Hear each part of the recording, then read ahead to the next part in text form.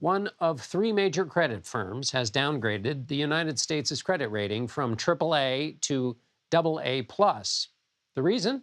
Politics. In a statement explaining the decision, Fitch Ratings says, quote, the repeated debt limit political standoffs and last-minute resolutions have eroded confidence in fiscal management.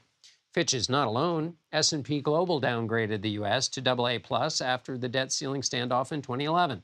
This leaves Moody's as the only major credit firm to put the U.S. at the highest possible rating. Treasury Secretary Janet Yellen says Fitch made a mistake.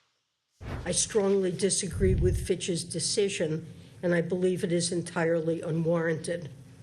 Its flawed assessment is based on outdated data and fails to reflect improvements across a range of indicators, including those related to governance, that we've seen over the past 2.5 years. Let's bring in Javier David. He's the managing editor for business and markets at Axios and a CBS News contributor. So how significant is a downgrade from AAA to AA+? There's very little real estate, and first of all, thanks for having me on. Little real estate between AAA plus and AA plus. It's sort of semantic. Interestingly, Fitch had the option of lowering the country rating, which would have had much more dramatic or palpable spillover in markets. But the idea being AA plus, you're still in the pretty much top category of ratings. But just as we saw in 2011, that was the year of the first downgrade. This move was met by a lot of pushback from the administration, and it was polarizing. And ironically, the decision came almost to the day of the S&P downgrade. So lots of questions about not the move itself, but kind of the timing and at least of the few elements of what the rationale Fitch made when they decided to do this. And is this to send a signal to bond purchasers of U.S. bonds that, it might be a little bit, tiny bit risky, or is that the way this operates practically out in the world? Yeah, look, no one, I think, is arguing about the elements of how chaotic and messy the decision-making in the United States has become, particularly surrounding fiscal matters. It's very polarized. But as we saw in the United Kingdom last year, the markets can move very dramatically and they can move very quickly.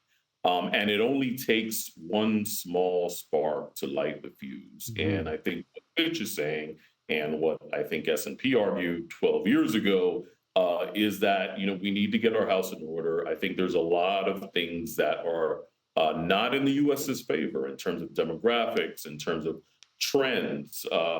Interest rates are going up. That means the government is paying more just to service its bonds, and that's sort of an abstract thing, but it's something that really people need to keep in mind. It's paying a lot more to service the debt means it's coming more out of the taxpayer dollar.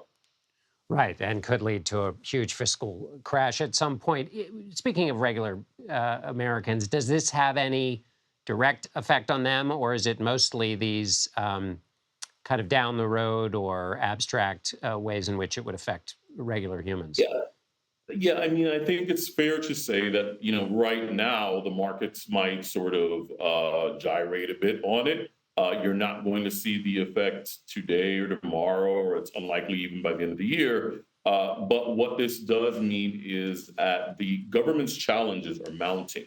You're paying more in interest rate costs at a time when the government is spending billions, if not trillions of dollars on a bunch of other things. We really don't have a lot of wiggle room. And as I mentioned just before, that the United Kingdom, the example of the United Kingdom shows how quickly markets can move. And when that happens, it's very hard to stop. And what do you make of, or is it a valid thing for the Treasury Secretary Yellen to say that this is based on flawed data?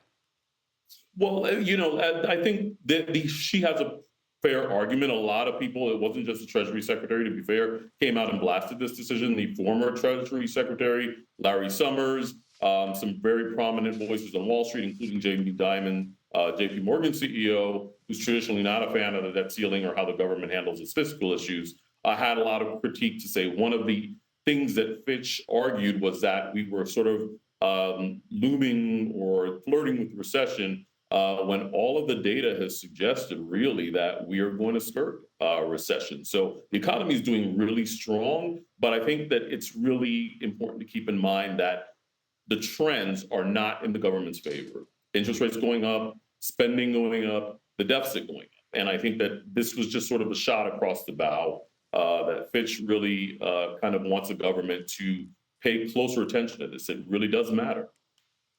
Javier David with Axios and CBS. Thanks so much. Thank you.